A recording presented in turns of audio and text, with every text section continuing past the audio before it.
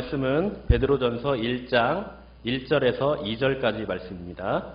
베드로전서 1장 2절까지 말씀입니다. 짧은 말씀이니까요. 함께 합독하도록 하겠습니다. 1장 1절에서 2절까지 말씀입니다. 예수 그리스도의 사도 베드로는 본도, 갈라디아, 갑바도기아, 아시아와 비두니아에 흩어진 나그네 곧 하나님 아버지의 미리 하심을 따라 성령이 거룩하게 하심으로 순종함과 예수 그리스도의 피뿌림을 얻기 위하여 택하심을 받은 자들에게 편지하노니 은혜와 평강이 너희에게 더욱 많을지어다. 아멘. 네, 우리가 방금 읽었던 이 베드로 전서는요, 서신서입니다. 서신서 다 아시죠? 편지로 된 하나님의 말씀이라는 거예요. 그래서 우리가 신약 성경을 보면 이 서신서가 굉장히 많이 있습니다. 몇 권이냐면 21권이나 됩니다. 그래서 27권 중에 21권이 서신서라는 건요, 그만큼 서신서가 많다는 거겠죠. 그리고 또 이 서신서를 또 두 개로 나눠보면요, 일반 서신이 있고요, 또 바울 서신이 있어요. 바울 서신은 바울이 썼던 그 사도 바울은 몇 권을 썼냐? 바로 이 21권 중에 무려 13권이나 썼습니다. 13권. 히브리서까지 합하면 14권. 거의 뭐 반절 이상을 사도 바울이 썼다고 할 수 있죠. 또 그 외에 예수님의 또 제자나 사도들이 쓴 일반 서신이 있습니다. 공동 서신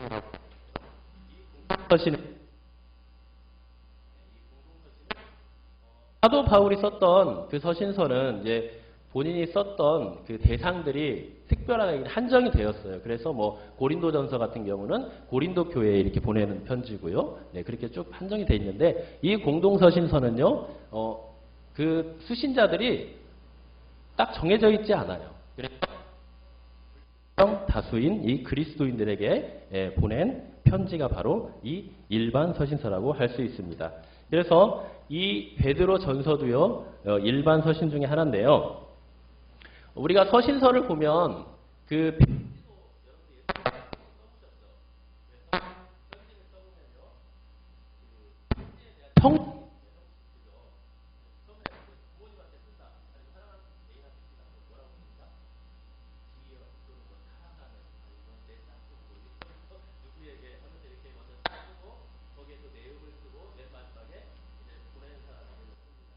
서신서도 마찬가지예요. 그래서 이 서신서를 보면은 맨 먼저 이제 뭐가 나오냐?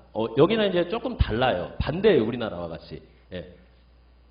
우리나라는 먼저 받는 사람이 쓰는데 우리는 보내는 사람, 이 서신서는 보내는 사람을 먼저 써요. 그래서 맨 앞쪽에 이제 누가 보낸다 이렇게 딱 나와요. 그래서 1절에 보면은 이 베드로전서는 지금 누가 보내는 걸로 나와 있죠? 예수 그리스도의 사도 베드로라고 이렇게 나옵니다. 그래서 베드로가 지금 누구라는 걸 알 수 있어요? 발신자라는 걸 알 수 있어요. 보내는 사람이에요, 베드로가. 예. 그래서 지금 이제 베드로가 이 편지를 보내고 있는데, 자, 그럼 수신자는 누가 될까요? 받는 사람은. 예. 받는 사람은 그 뒤에 또 나오죠, 쭉? 지역 이름이 있고, 거기에 1절 끝에 보면 흩어진 나그네라고 이렇게 나옵니다. 그리고 흩어진에 대한 2절에 대한 내용입니다. 네, 굉장히 짧아요. 그래서 지금 이 서신서를 보면은 베드로전서를 보면은 베드로가 편지를 보내면서 지금 1장 2절은 어떤 내용이냐면 자기가 보내는 이 지역 그리고 성도들에게 보내는 이 지역 사람들을 보내면서 그냥 문안 인사로 시작하는 것을 볼 수가 있어요. 그래서 어떻게 보면은 이 내용이 굉장히 간단해 보이고요, 별거 아닌 것처럼 느껴질 수가 있습니다. 하지만 하나님의 말씀은 어떻죠? 하나님의 말씀은 정말 그 토시 하나도 버릴 게 없습니다. 다 우리의 거룩한 하나님께서 우리에게 주신 진리의 생명의 말씀이기 때문이죠. 그래서 지금 문화는 이 1절과 2절의 말씀이 굉장히 짧고 별거 아닌 것처럼 느껴지지만 사실 이 내용을 깊이 파헤쳐 보면요, 엄청난 그 영적인 보화가 담겨 있는 말씀이라고 할 수가 있어요. 네, 그래서 지금 먼저 베드로, 발신자인 이 베드로를 보면요, 베드로가 자기 자신을 뭐라고 소개하는가를 우리가 집중해 볼 필요가 있습니다. 자, 1절에 보면은 베드로가 자신을 뭐라고 지금 말을 하고 있죠? 예수 그리스도의 사도라 이렇게 말을 하고 있습니다. 네, 예수 그리스도의 사도라고 말을 하면서 자신의 정체성과 신분과 소속이 어디에 있는가를 지금 분명하게 얘기를 해주고 있는 거죠. 그런데 사실은 베드로가 지금 이렇게 말을 하고 있지만요. 우리가 바울 서신을 봐도요. 바울이 자기 이렇게 소개하는 것을 우리는 많이 볼 수가 있어요. 그런데 왜 이렇게 이 사도들이 편지를 보내면서 이 자기 자신을 소개할 때 왜 이 앞에 수식어를 이렇게 붙이는가? 이게 굉장히 중요합니다. 특별히 이 예수 그리스도의 중요하다고 했죠? 예, 토시아나도. 예. 그래서 이 예수 그리스도의라고 지금 지금 베드로가 말을 하고 있는데요. 이 말은 뭐냐? 바로 베드로가 지금 자신이 사도라는 거예요. 사도. 사도라는 것을 강조하기 위해서 한 말인데 그 사도가 어떤 사도냐? 바로 예수 그리스도의 사도라는 겁니다. 예, 이게 뭐예요? 바로 예수 그리스도께 속해 있는 예수 그리스도에 의해서 내가 택함받고 보냄을 받은 사도라는 자신의 정체성과 또 자신의 소명에 대해서 분명하게 이렇게 말을 해주고 있는 겁니다. 그런데 이게 왜 이렇게 중요하냐면요. 지금 이 사도라는 이 직분을 하나님께서 특별하게 부르셔서 보낸 사람들이거든요. 그래서 이 사도가 왜 중요하냐? 바로 이 사도 안에는 하나님께서 그를 선택하고 보냄받았다는 하나님의 영적 권위가 있는 겁니다. 그래서 굉장히 중요한 거예요. 그래서 지금 편지를 보낼 때 이 베드로뿐만 아니라 사도 바울도 이 사도라는 말을 굉장히 많이 썼어요. 그리고 그 사도인데 어떤 사도냐가 또 중요하겠죠? 왜냐? 이때 당시에 거짓 사도가 굉장히 많았어요. 그래서 이 사도가 누구에게 속해 있느냐? 누구에게 선택을 받고 택함을 받고 보냄을 받았느냐? 이게 근데 굉장히 중요한 겁니다. 이게 잘못되면은 사실 믿을 필요가 없는 거예요. 만약 거짓 사도가 보냈다. 믿을 필요가 없는 거예요. 그리고 그에 대한 권위가 떨어지는 겁니다. 그래서 이 사도라는 이 개념, 또 이 사도를 누가 택했냐, 이 사도가 누구에게 속해 있느냐, 이거를 편지 맨 처음에 말을 해주는 게 굉장히 중요한 것입니다. 그래서 사도 바울도 이런 예수 그리스도의 종, 사도된 나 바울은 하면서 이 예수 그리스도의 종, 또 사도라는 말을 굉장히 많이 했는데요. 사실 사도 바울은 이 베드로가 말한 것보다 훨씬 길게 말을 했어요. 지금 베드로는 짧게 예수 그리스도의라는 딱 한마디만 하죠. 그죠? 근데 사도 바울은요, 이렇게 짧게 하지 않았어요. 엄청 막 두세 줄, 세네 줄 막 계속 길게 이렇게 자신의 사도권에 대해서 굉장히 강하게 어필을 하면서 갔다는 거죠. 왜 그랬냐면, 자,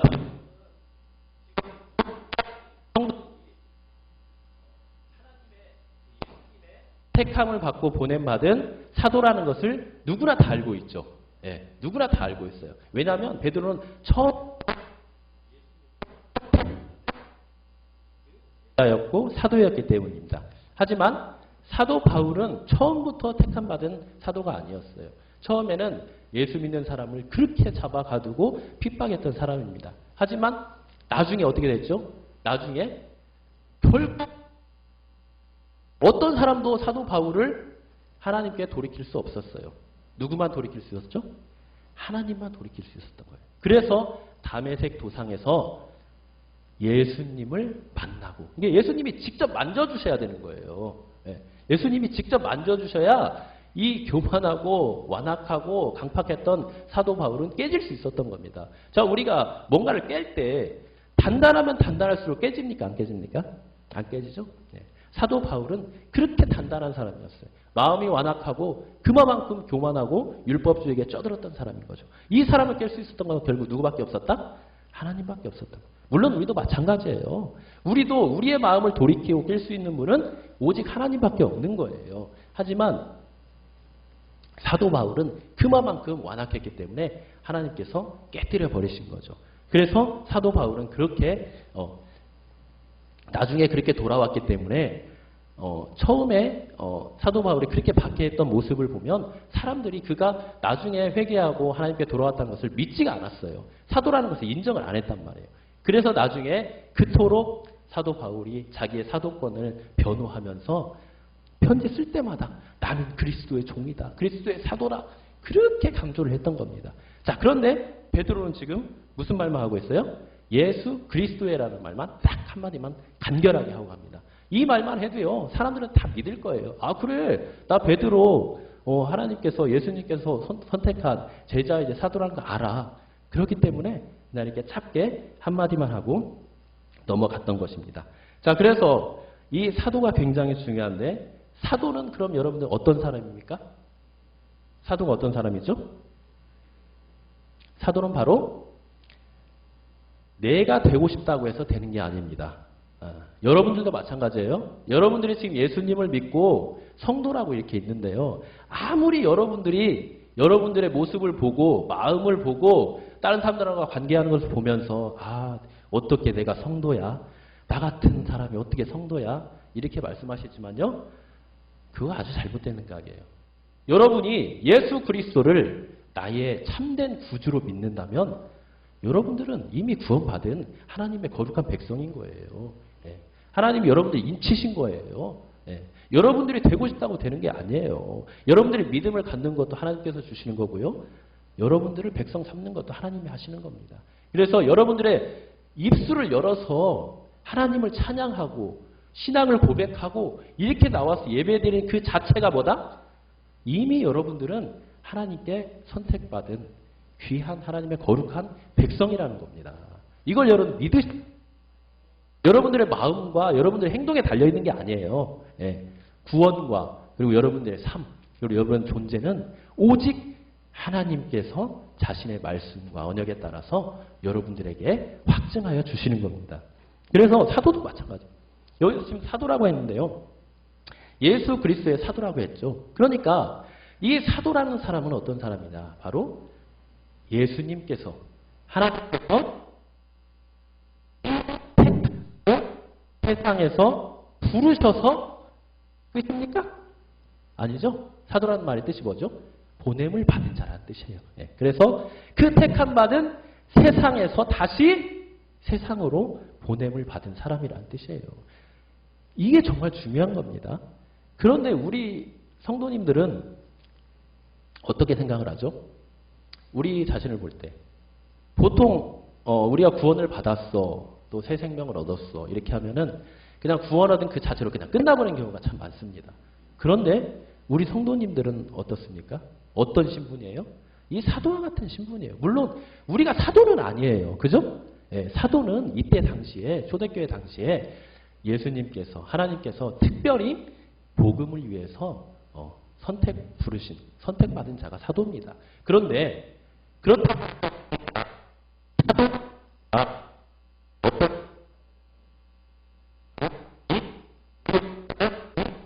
사도와 같은 존재라는 겁니다. 그러니까 우리가 구원을 얻었어요. 어디에서 구원을 얻었죠? 세상에서, 죄 가운데서 구원을 얻었어요. 그럼 여기서 끝나면 되는다는 거예요? 안 된다는 거예요? 안 된다는 거예요. 어떻게 돼요?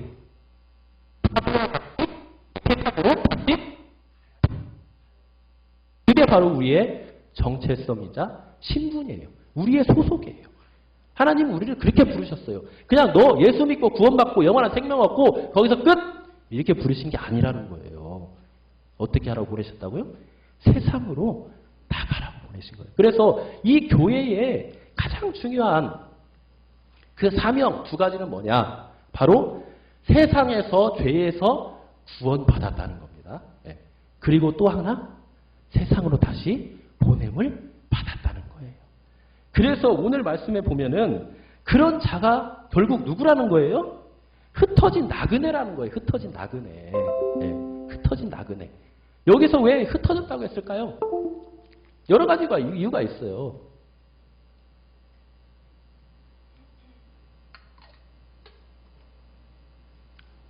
가장 기본적인 이유는요. 이 사람들이 왜 흩어졌냐. 먼저는 지금 이 흩어진 지역이 많이 나오죠. 거기 어디죠? 본도, 갈라디아, 갑바도기아, 아시아, 비두니아. 성경에 있다 보면은 사도행전에 보면은 이런 지역들이 많이 나와요. 이 지역이 어디냐? 물론 여행에 간다고 해서 갔다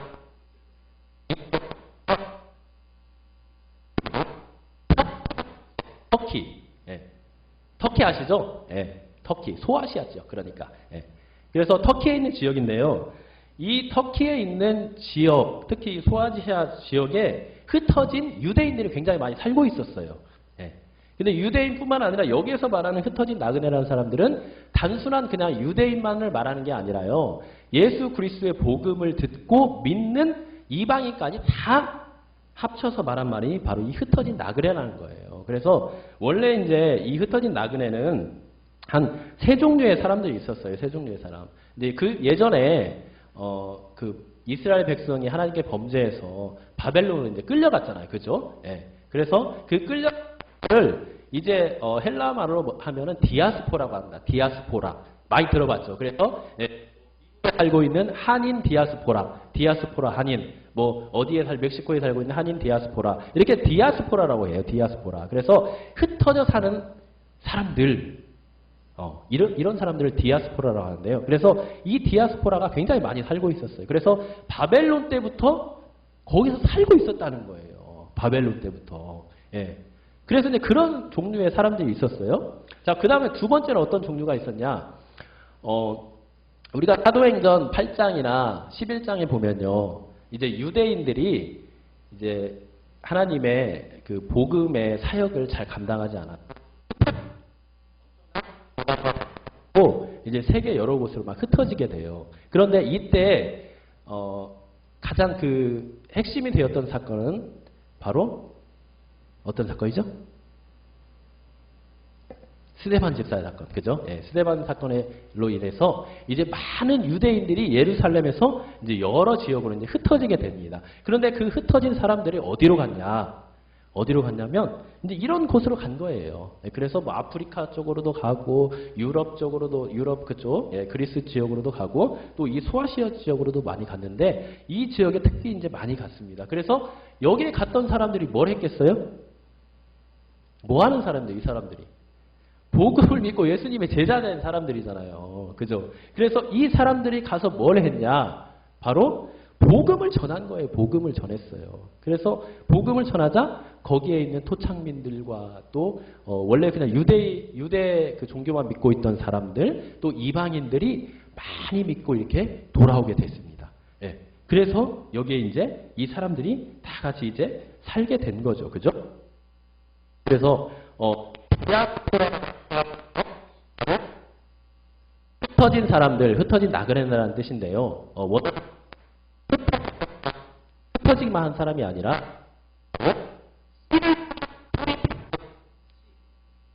어떤 복음을 듣고 그곳에서 많은 사람들을 네,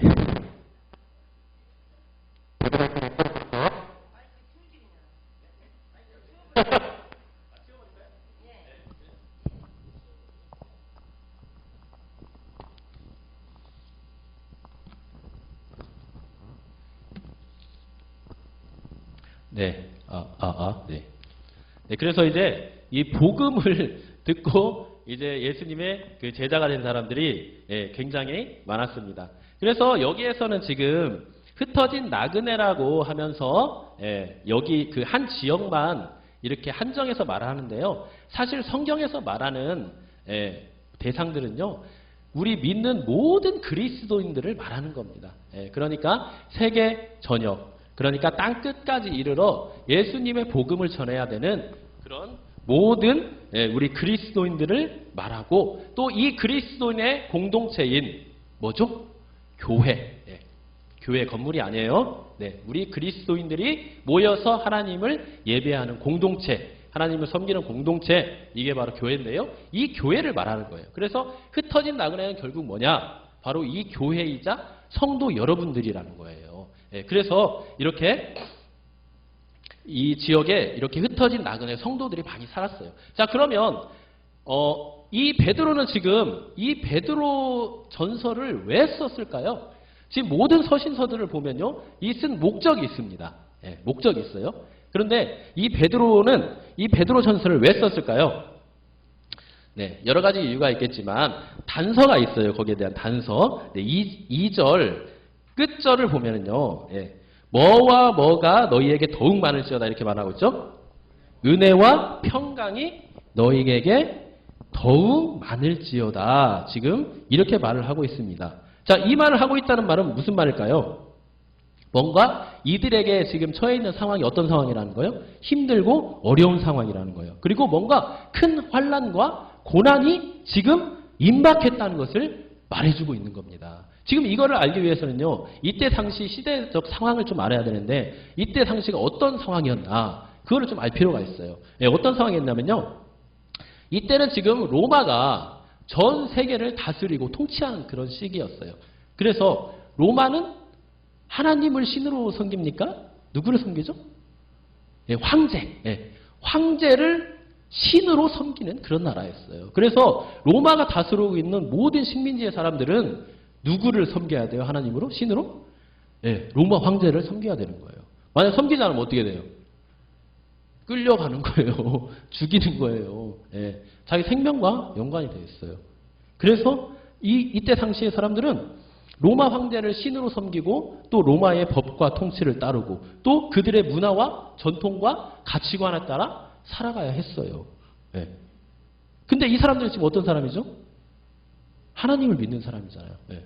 다시 죄에서 돌이켜서 하나님을 믿는 사람, 유일신 하나님을 믿는 사람들이란 말이에요. 그래서 로마 황제를 섬기지 않았어요. 그들의 법도 따르지 않았어요. 예. 그러다 보니까 이 사람들에게는 엄청난 고난과 박해와 환난과 핍박이 임했던 겁니다. 지금 제가 이렇게 말을 하지만요, 이때 당시의 그 고난과 핍박이라는 건요, 우리가 생각하는 그 이상이에요. 예. 여러분들 누구한테 한 대만 탁 맞아도 어때요? 엄청 기분 나쁘고 아프죠? 예. 한 10대 맞아봐요. 어때요? 죽을 것 같죠? 근데 이때 당시에 이런 고난과 환난이라는 건요, 그거하고 비교도 안 돼요. 예. 그냥 죽는 거예요. 죽는 거. 막 검투사들이, 예, 그 사람들의 이 황제를 섬기지 않으면 어떻게 돼요? 여러분 영화 같은 데 많이 봤죠. 예. 사자밥이 되는 거예요. 사자밥. 예. 사자밥도 되고 또 뭐예요? 사지를 찢어서 죽이는 거예요. 예. 그러니까 또 불 속에 그냥 넣어버린다니까요. 끓는 불 속에 가마에 그냥 넣어서 죽여버려요.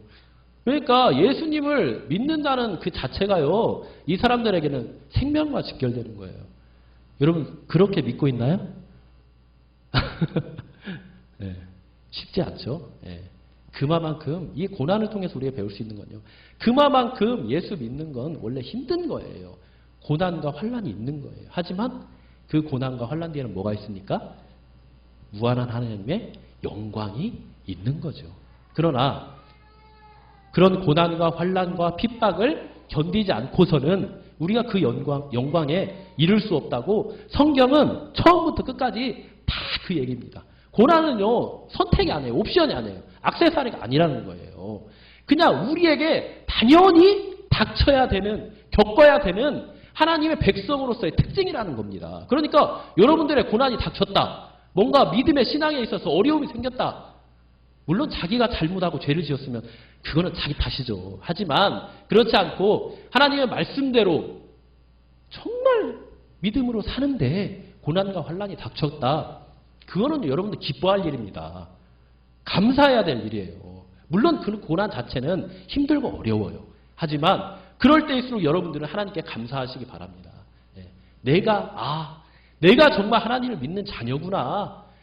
내가 정말 하나님께 선택받은 자녀구나. 증거라니까요, 이게 고난이. 그러니까 고난 가운데서도 여러분들 기뻐하시고 감사하시고 더욱더 하나님의 말씀에 순종하여 나아가시기 바랍니다. 네. 그리고 또 하나 또 이때 당시가 어떤 상황이냐면요, 이때 당시는 네로 황제 아시죠? 네로 황제. 이 네로 황제, 악명 높은 이 네로 황제가 다스리던 때였는데요. 이때 유명한 어떤 큰 사건이 하나가 발생을 합니다. 그게 뭐냐? 바로 로마의 대화재가 발생하는 거예요. 화재. 예, 근데 그냥 화재가 아니라 집 한 채가 그냥 불타고 끝나는 게 아니라 로마 시가 전체가 다 불타버렸어요. 자, 이렇게 불타니까 로마에 사는 사람들 또 뭐 다른 사람들 어떻겠어요? 누구를 욕하겠어요? 처음에는 누가 불냈지? 누가 불냈지? 이러다가 결국 그 책임이 누구에게 돌아가요? 로마 황제에게 돌아가는 겁니다. 네로 황제에게 돌아갔어요. 자, 잘못하면 자기가 이제 백성들의 민심을 잃고 그 왕권에서 물러나게 돼 있어요. 자, 그럼 어떻게 해야 될까요? 어떻게 해야 돼요?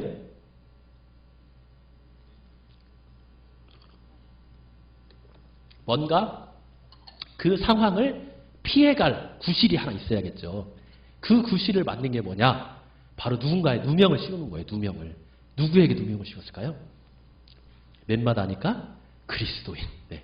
그리스도인들에게 누명을 씌운 거예요. 그래서 그 그리스도인들이 불냈다 이 소문을 막 다 내게 했어요. 그래가지고 그때부터 엄청나게 심한 박해가 또 시작이 된 겁니다. 그러니까 이 그리스도인들이 얼마나 힘들겠어요. 그렇지 않아도 지금 이 황제를 섬기지 않고 하나님만 섬긴다고 그렇게 핍박과 고문을 당하는데 여기에 화제를 냈던 그 주범으로 몰려서 더 죽게 생긴 거죠. 그러니까 더 막 박해가 최고조에 다른 거예요. 그러니까 사람이 궁지에 몰리면 어떻게 됩니까? 에라 모르겠다고 막 신학이고 뭐고 막 다 던져버려. 예, 그런 경우가 참 많아요. 물론 그러면 안 되겠지만요. 네. 그리고 그런 고난과 핍박 가운데 이 디아스포라들 또 그 로마에 있는 또 디아스포라들 전국에 어쨌든 로마가 다스리고 있는 나라에 있는 디아스포라들은 엄청난 박해와 고난과 핍박을 받으며 살게 되었어요. 자, 이런 지금 배경으로서 이런 고난 가운데 있는 자들 필요한 게 뭡니까? 정말 필요한 게 뭐예요? 위로와 평강이겠죠. 그래서 오늘 2절 아까 읽었던 것처럼 베드로가 이들에게 문안 인사로 드리면서 하는 말이 지금 뭡니까? 은혜와 평강이 있을 더욱 많을지어다. 더욱 그냥 있는 것도 아니에요. 사도 바울은 그냥 은혜와 평강이 있을지어다 이렇게 말할 때가 많았는데 베드로는 지금 뭐라고 해요? 더욱 많을지어다. 더욱. 혹시 우리 성도님들 중에 여러 가지 이유로 인해서 힘든 상황에 있는 분이라면 정말 이런 베드로와 같은 그런 베드로가 이렇게 했던 축복처럼 은혜와 평강이 충만히 임하기를 저도 간절히 기도하겠습니다. 네. 그래서 이렇게 은혜와 평강이 더욱 많을지어다 하면서 결국 이 편지를 쓴 목적이 뭐라는 거예요? 이들에게 세상이 줄 수 없는 거 아니에요? 그죠? 지금 여기서 말한 은혜와 평강은요, 세상이 주는 그런 게 아닙니다. 오직 하나님만 주실 수 있는 거예요. 그렇기 때문에 다른 단어 안 썼어요. 하나도 안 썼어요. 오직 하나님께만 속해 있고 하나님만 주실 수 있는 어떤 단어를 썼어요? 은혜와 평강이라는 말만 쓴 거예요. 이 은혜는요, 신적 동사. 그러니까 하나님만이 주실 수 있는 단어라는 거예요. 하나님만 쓰실 수 있는 단어라는 거예요. 평강은요. 평강도 마찬가지예요. 우리가 일시적으로 사람들에게 평강을 줄 수는 있어요. 그러나 그건 아주 일시적인 거예요. 잠시 잠깐 기쁨. 그러나 좀 지나면 어떻게 돼요? 다 사그러집니다. 그러나 하나님께서 우리에게 주시는 평강은요, 영원한 거예요. 근본적인 거예요. 그래서 지금 베드로는 이 흩어져 있는 나그네들에게 뭘 주고 있는 거예요? 은혜와 평강이 더욱더 너희에게 많을지어다 이렇게 주고 있는 겁니다. 그러니까 지금 베드로는요, 흩어져 있는 이 성도들에게 위로하고 격려한다고 이 편지를 썼는데 어떤 방법으로 지금 위로하고 있어요? 세상적인 방법으로 위로하고 있나요? 아니에요. 하나님만이 주실 수 있는 그 방법으로 지금 위로하고 있다는 거죠. 2절이 바로 그 말씀이에요. 2절이 그 말씀. 하나님만이 주실 수 있는 그 은혜와 평강을 하나님만이 주시는데 그 내용이 뭐냐는 거예요. 하나님만이 주실 수 있는 그 은혜와 평강이 뭐냐는 거죠. 굉장히 그래서 이 절이 여러분들을 곱씹고 곱씹고 읽으면 읽을수록 은혜와 평강이 임하는 말씀입니다. 자, 왜 은혜와 그 평강이 임하냐? 자, 이 2절에는요. 다른 거 안 나온다고 했죠? 누구만 나온다고요? 하나님만 나와요. 하나님. 그런데 다른 곳에는 성경을 우리가 보면 성부 하나님, 성자 예수님, 성령 하나님 이렇게 따로따로 하나님께서 사역하시는 모습을 볼 수 있어요. 물론 삼위일체 하나님으로 함께 일하시는 모습도 볼 수가 있죠. 그런데 오늘 2절의 말씀을 보면요.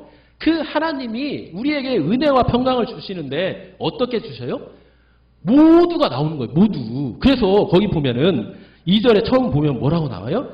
하나님 아버지의 미리 아심을 통해. 이게 하나님 아버지 성부 하나님 나오는 거예요. 자, 그 다음에 뭐가 나와요? 성령이 거룩하게 하심으로 성령 하나님이 또 나오는 거예요. 자, 그 다음에 또 뭐가 나와요? 예수 그리스도의 핏부름을 위하여. 예수 그리스도가 나옵니다. 야, 여러분 하나님께서 우리에게 또 흩어진 이 나그네들에게 위로를 주시는데요. 누가 주신다고요? 이 세 분이 막 한꺼번에 역사하시는 거예요. 네. 그러니까 이걸 보면요. 이때 당시 흩어져 있는 이 나그네들이 얼마나 육신적으로, 경제적으로, 정치적으로, 신앙적으로 고난과 환난과 핍박이 심했는가를 알 수 있어요. 네. 그리고 하나님이 얼마나 이러한 자들, 또 우리들을 사랑하시고 은혜 주시기를 원하는지를 이 말씀을 통해서 우리가 알 수가 있어요. 그죠? 네.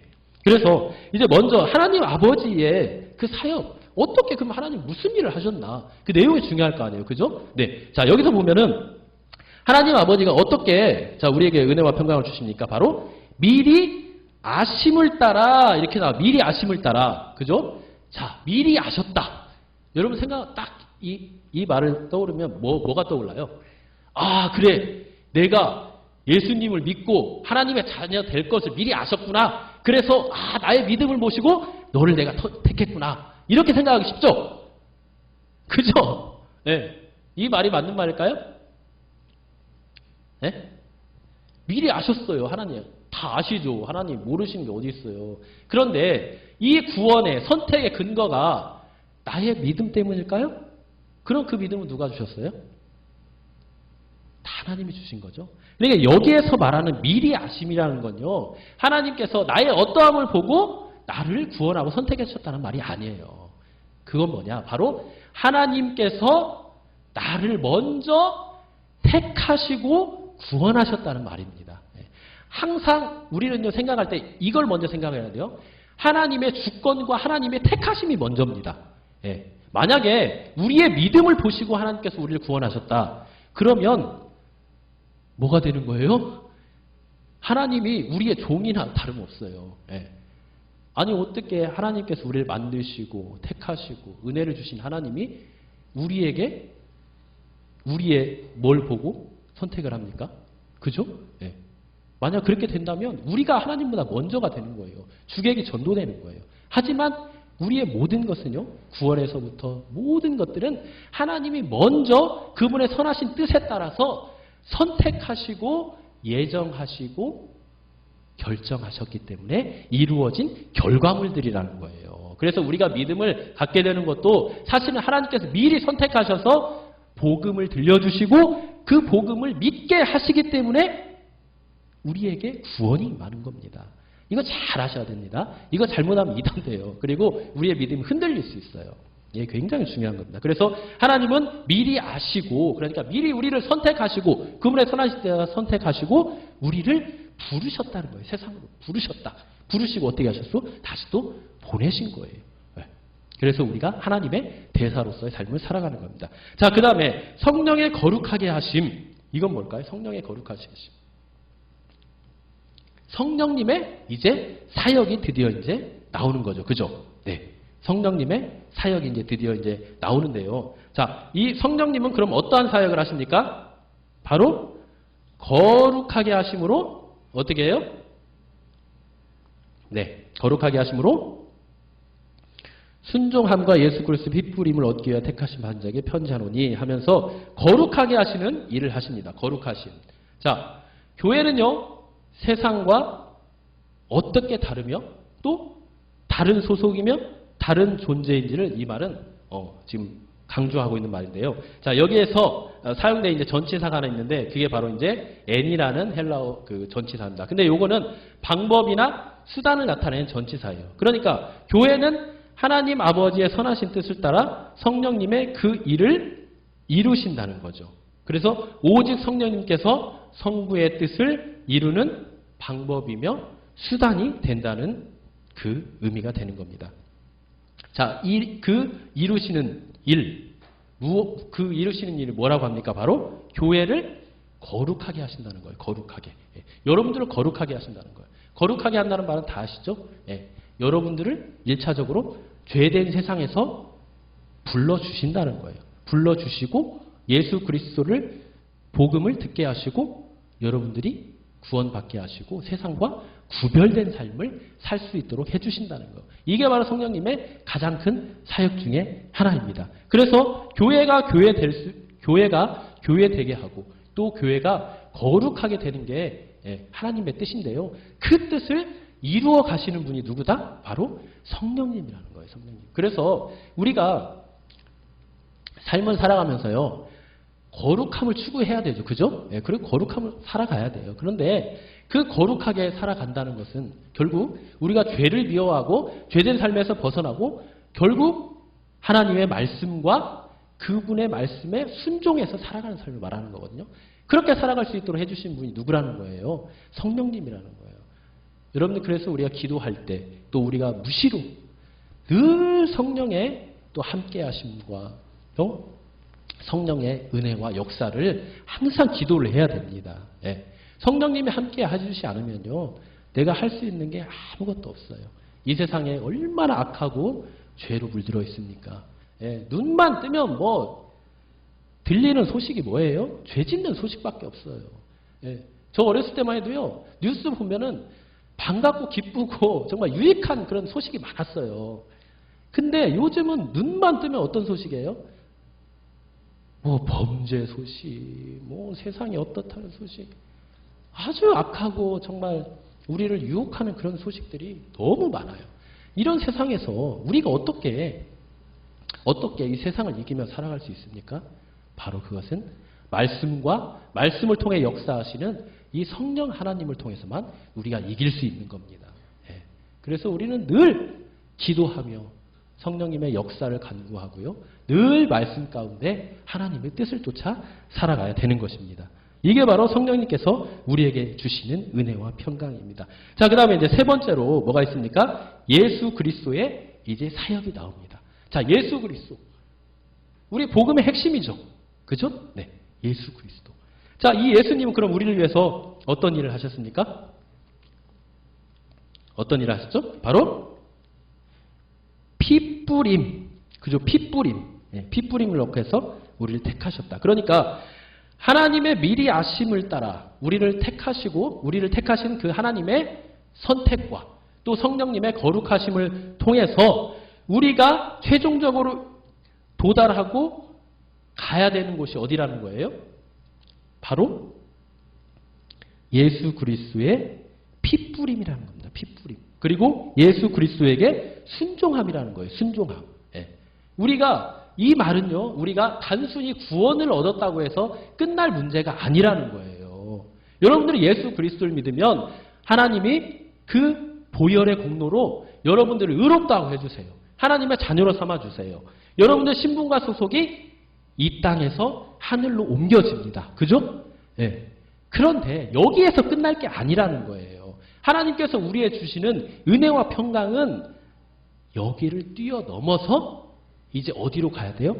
거룩함으로 나가야 된다는 거예요. 거룩함. 거룩함을 한마디로 말하면 뭡니까? 예수 그리스도를 닮아가는 거예요. 그러나 예수 그리스도를 닮아가기 위해서는요. 그냥 우리가 그냥 가만히 있고 뭐 선한 일을 한다고 해서 예수 그리스도를 닮아가는 게 아니에요. 뭘 해야 되냐? 바로 하나님의 말씀과 이 성령님에 의해서 우리가 예수 그리스도를 닮아가는 겁니다. 그래서 우리가 그렇게 해서 예수님께 순종하고 또 예수 그리스도의 피뿌림을 우리가 받으며 이제 나아간다는 거예요. 자, 여기서 이제 피뿌림. 핏뿌림. 보통 이제 성경에서 보면은 핏뿌림이라고 많이 안 나와 있어요. 그죠? 예. 뭐라고 나오죠? 피 흘림이라는 말이 많이 나온다. 피 흘림. 예수 그리스도의 피 흘림으로 우리가 죄 사함을 받았고 거룩하게 되었다. 이렇게 많이 나와요. 그런데 여기에서는 피 흘림이 아니라 피 뿌림이라는 말이 나왔네요. 참 독특한 표현이죠. 예. 근데 이 피 뿌림이라는 이 단어를 쓰게 된 것을 한번 추측해 보면요. 자, 베드로는 지금 구약 성경을 굉장히 잘 알고 있는 사람입니다. 그죠? 예. 그래서 하나님께서 구약 시대에 어떻게 그 백성들을 구원했는가 그것을 굉장히 잘 알고 있는 사람이에요. 그래서 이 핏뿌림이라는 단어는 어디에서 그러면 이 베드로가 착안해서 썼을까? 그것을 한번 구약 시대의 그 하나님의 구속 역사를 살펴보면요. 출애굽기 24장에 가면요. 거기서 어떤 사건이 일어나냐? 바로 모세가 이제 시내산에 올라갑니다. 그죠? 예.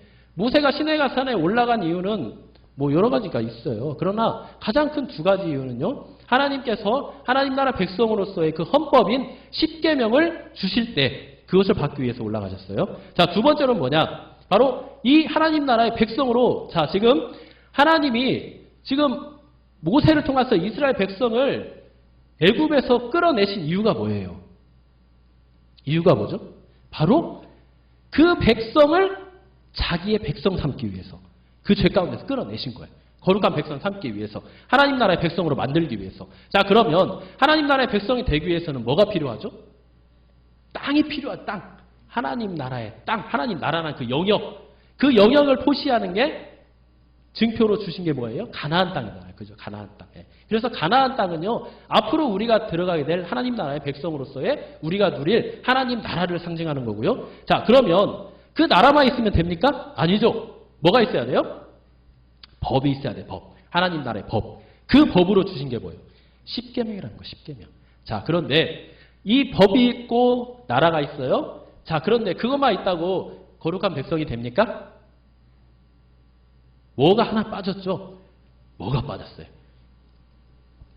하나님 아무리 그런 거 다 있어도요. 하나님께서 야 너희들 내가 내 백성 삼을게 이 약속이 없으면요. 도로 무게예요. 아무것도 아닙니다. 그래서 하나님은요. 그 약속을 해주시기 위해서 시내산으로 그 백성의 대표인 모세를 부르신 거예요. 그리고 여기에서 뭘 체결합니까? 바로 피의 언약식을 체결하는 거예요. 피의 언약식.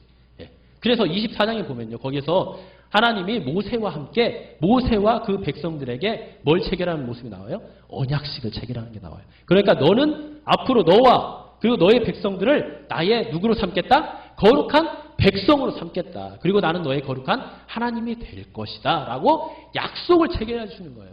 우리가 성경을 보면요. 창세기부터 요한계시록까지 하나님은 구원 역사를 뭘로 이루시냐? 바로 이 언약의 말씀을 통해서 이루어 가십니다. 그래서요, 이걸 구약이라고 하고 신약이라고 하죠? 왜 구약, 신약이에요? 약이 뭐예요? 약속 약자예요. 약속 약자. 구약은 예수님이 오시기 전에 하나님께서 미리 해주신 약속, 오실 메시아에 대한 약속. 그리고 신약은 그 약속하신 메시아, 그 하나님이 오셔서 구원을 완성시켜 주시고 또 앞으로 재림하셔서 온전하게 그 하나님 나라를 이루신다는 그 약속이 바로 이 성경 아닙니까? 그죠? 네. 그래서 이 약속을 그 시내산에서 해 주심으로써 이제 어떻게 돼요? 그 백성들이 진정한 어떤 의미에서는 진정한 백성이 되는 겁니다. 그래서 여기서 핏뿌림이라는 그 단어를 쓴 거예요. 그러니까 이 핏뿌림이라는 이 단어는요. 굉장히 중요한 의미가 담겨 있는 겁니다. 먼저 뭐가 담겨 있어요? 하나님이 우리와 함께 해주시는 그 언약, 약속이 담겨 있는 게 바로 이 핏뿌림이라는 그 단어예요. 그것뿐만 아닙니다. 이 핏뿌림이라면 그 약속을 넘어서 이제는 어떻게 해야 돼요? 우리가 저 천국을 향해서 나아가는 어떤 자라는 거예요? 바로 오늘 1절에 나와 있는 흩어진 나그네라는 말이에요. 나그네. 예. 그래서 지금 이게 출애굽에 있는 사건을 통해서 지금 베드로가 말을 하고 있잖아요. 왜 지금 이 출애굽에 있는 사건을 통해서 베드로가 말을 해주고 있냐? 바로 이 언약의 말씀을 상기시키기 위해서도 그렇지만요. 이 출애굽 백성이 지금 결국 들어가야 될 자리는 나라는 어디죠? 가나안 땅이잖아요. 그죠? 가나안 땅. 네, 가나안 땅이 아까 뭘 상징한다고 했어요? 우리가 앞으로 가게 될 천국 본향을 말하는 거예요. 그래서 지금 베드로가 이 핏부림이라는 단어를 사용한 이유는요. 이 두 가지 큰 이유가 있습니다. 언약을 통해서 이 성삼위 하나님이 너의 하나님이 되어주시고 너희들은 그의 거룩한 백성이다. 그러니 너희들은 누구만 믿고 따라와라? 그 고난과 힘든 환난과 핍박 속에서도 그 성삼위 하나님만 믿고 따르라는 거예요. 여러분들도 그래야 돼요. 저도 그래야 됩니다. 이 세상에 줄 수 있는 거는 아주 한시적인 거예요. 네. 그래서 그 성삼위 하나님만 그 약속만을 믿고 나아가는 우리 모두가 되었으면 좋겠습니다.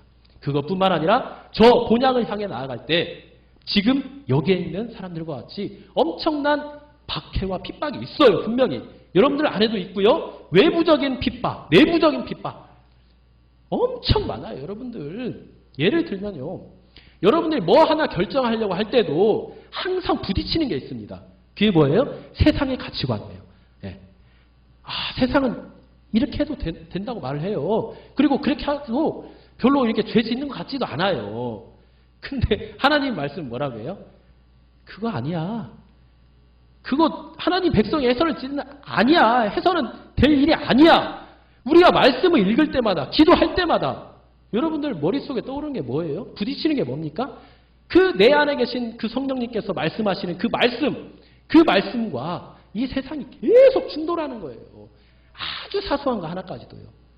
신앙이 깊으면 깊을수록 하나님을 알아가면 알아갈수록요. 여러분들의 이 고뇌와 고통은요. 더욱더 심해집니다. 예전에는 내가 처음 예수님 믿었을 때는요. 아주 간단하게 정말 양심의 가책도 없는 것들도요. 예수님을 알아가면 알아갈수록 그분을 더욱더 사랑하고 믿으면 믿을수록 내 안에 있는 그 영적 전쟁은요. 점점 심해져서요. 나중에는 그 조그만 하나까지도 정말 견딜 수가 없도록 힘든 거예요. 그래서 여러분들 기도할 때나 특히 뭐 새벽 예배 나와서 그렇게 부르짖고 하나님 앞에 떼쓰는 이유가 뭡니까? 뭐 달라고 구하는 거예요? 그분은요 정말 신앙이 어린 분입니다. 사실은요 우리가 애통하고 하나님 앞에 정말 울며 불며 기도해야 되는 이유는요 그겁니다. 내 안에 계신 하나님의 그 말씀대로 살지 못한 그 애통함, 그 하나님 말씀에 순종하지 못한 그 애통함, 거룩하게 살지 못하는 그 애통함으로 하나님 앞에 그렇게 살 수 있도록 주님 도와주시고 붙들어 주시고 은혜를 주십시오 하고 울며 불며 애통하는 거예요. 쉽지 않죠? 쉽지 않아요. 너무 힘듭니다. 하나님을 알아가면 알아갈수록 그분과의 사랑이 깊어지면 깊어질수록 믿음이 성숙해지면 성숙해질수록요. 정말 그 하나님의 말씀에 성령님의 민감하게 되어서요. 더욱더 힘들게 되는 것입니다. 자, 우리 모든 성도님들이요. 오늘 말씀과 같이 베드로가 이 흩어져 있는 나그네들에게 주신 그 위로와 격려와 평강을 생각하시면서요. 그것을 주시는 우리 성삼위 하나님만 바라보시고 붙드시고 믿음의 큰 승리자 되시기를 바랍니다. 네. 우리 함께